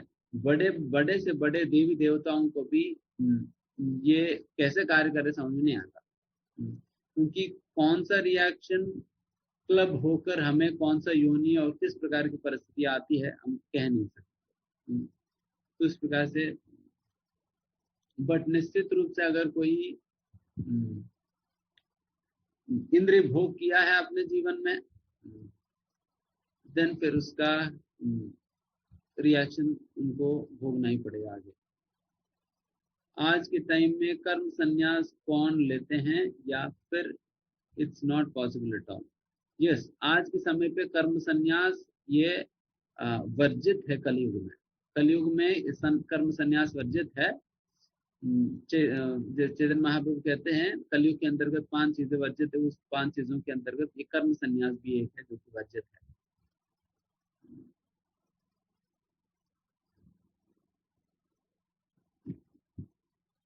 जनरली जो मायावादी सन्यासी है वो कर्म संन्यास,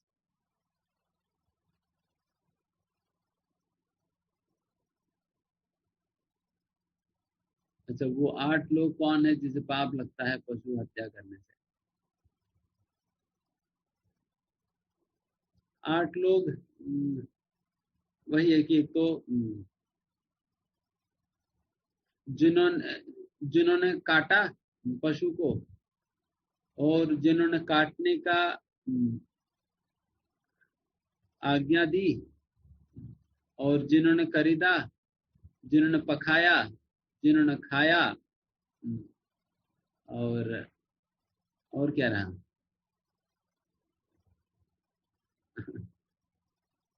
बेचा प्रभु जी, बेचा। हाँ, जिन्होंने बेचा है दुकान पे रख के। आजकल काटने वाला बेचने वाला अलग अलग है। ट्रांसपोर्टेशन, जिन्होंने ट्रांसपोर्ट भी किया, जिसने सर्व किया, तो ये सभी लोग, मतलब सभी लोगों को लपेट नहीं, उसमें सभी लोगों को एक बाहर जाना होगा। और लास्ट क्वेश्चन,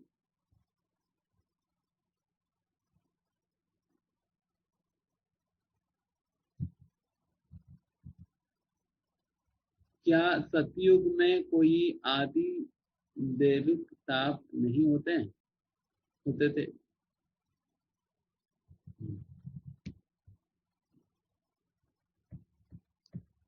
यहाँ पर पूछा जाए सतयुग में क्या आदि दैविक ताप नहीं होते है क्या?